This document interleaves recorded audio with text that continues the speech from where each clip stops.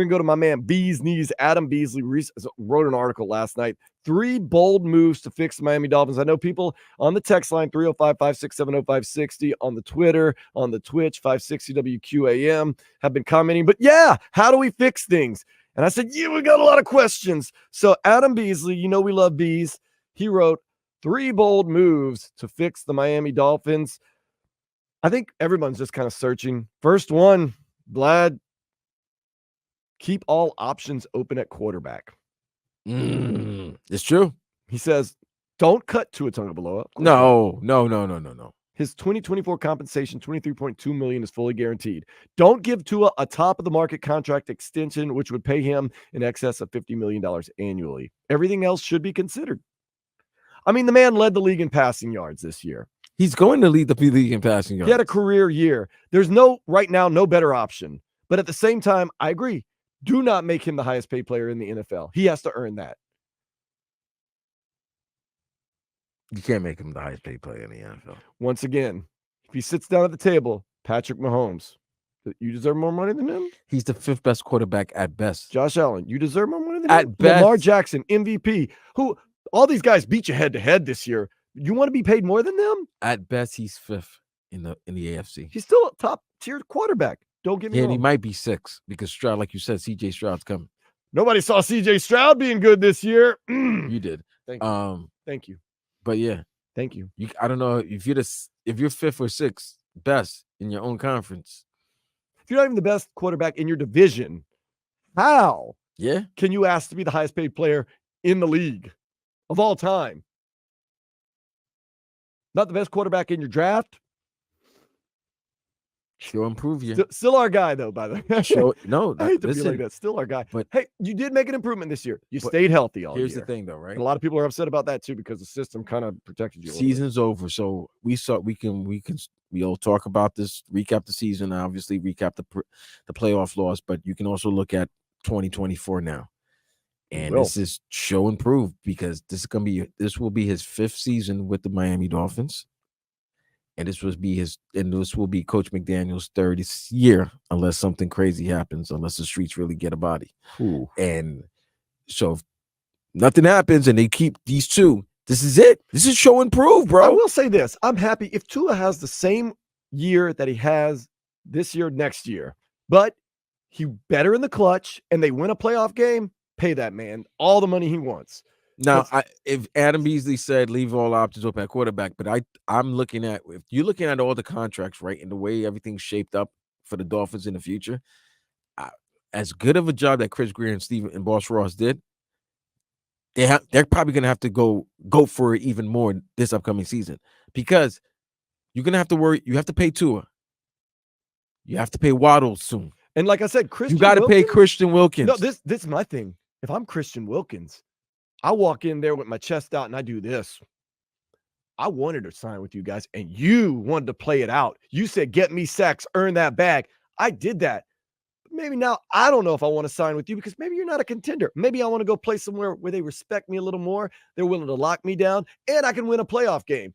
I think you're going to have to let X go. Something's going to happen. He played. And our dude Omar Kelly told us, X is going to have an unbelievable year because it's a paid year.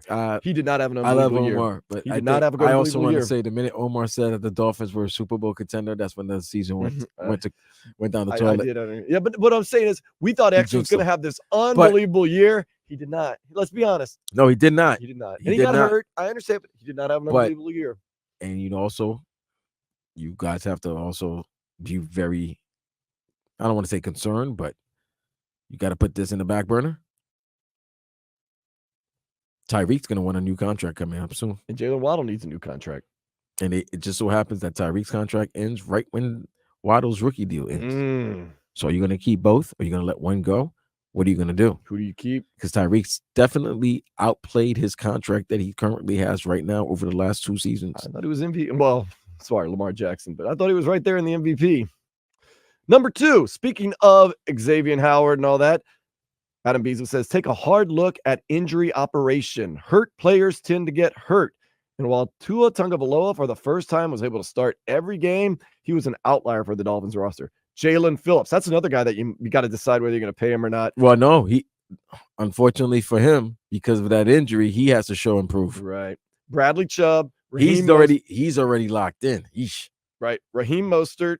Oh, he's what, 31 now? Teron Armstead. I thought Teron Armstead got hurt on a run last night, but he popped up, so give him credit. No, I mean, he's always hurt, though. Death taxes, and he's missing 5 games. Xavier Howard all entered the season with extensive injury history, all missed multiple games. Dolphins general manager Chris Greer this offseason needs to avoid such red flags in free agency and the draft.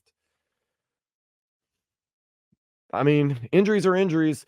I guess Beasley's saying we need to get, guys that are maybe a little more durable, make that effort. And the third thing, shake up the staff. What do you do? Special teams coordinator Daniel Crossman is probably worn out as well in Miami. Okay, I mean, special teams are important. That special team, that 92-yard touchdown. That is one of the bodies that probably go into the streets. That's one of the first. Yeah, but is that the? But it's not saying it's the street satisfied. But the street satisfied. The streets throw that body back. Will the streets be satisfied, dude? If you're Daniel Crossman right now, you're like, oh, every time the phone rings. Bro. Not that 92-yard, because I'm going to remember that. Clearly, listen, we've seen movies, right? Ring. Yeah, we've seen movies, right? We know when we've seen mob movies, you've seen gangster, whatever.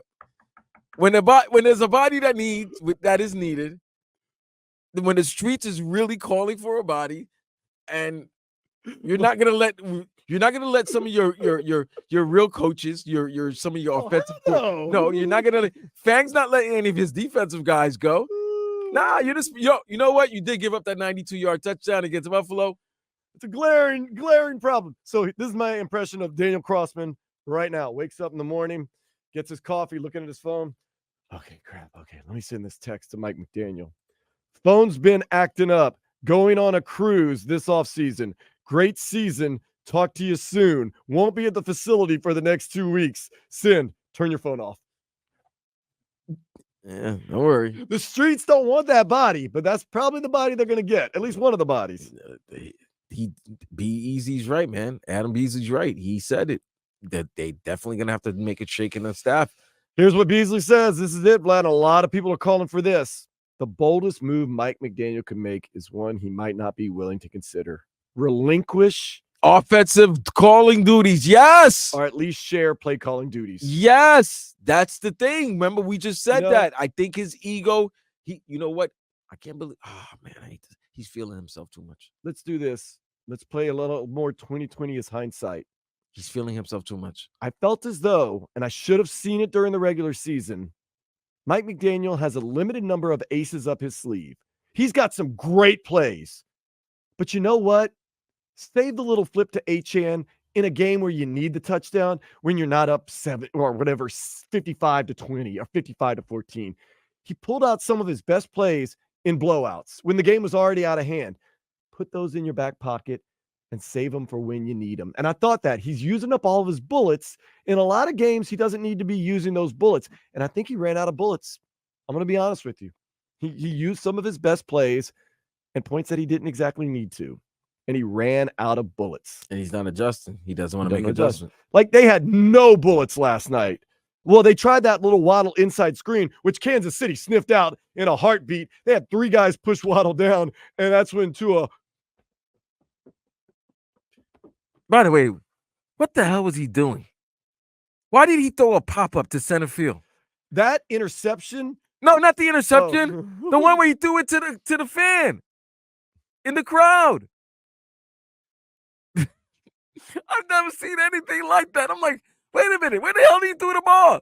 And then you look, the ball went to the stands. I'm like, how did he throw the ball all the way to the stands like that? Also, but that interception, I've seen that in Pop Warner more than, it looked so bad. The only question was, with so much time and such an easy interception, is there any way the defender might just kind of freak out and lose concentration and drop it because it was that bad? Oh, Frank Smith, by the way, supposed to interview for the Carolina Panthers head coaching opening. That meeting's going to get canceled. Oh my God. If you're the Carolina Panthers right now, Frank Smith, we have him Wednesday at noon. Oh yeah. Go ahead and call him and tell him we're busy. We'll get back to him. You know what I mean? Oh, by the way, in the training staff, man, got to get these guys healthy. Okay, is that a bold move? So I don't know, man. We got to, some teams got to look at their staff sometimes. So the bold move, shake up the staff, major bold move. McDaniel might need to relinquish some of his play calling duties because last night was just absolutely atrocious. Injury operations, we need to get the training staff doing some more things. We need to maybe look at some of the players that have a injury history and maybe look for more durable guys. And then, of course, number 3, keep all quarterbacks options open. Right now, those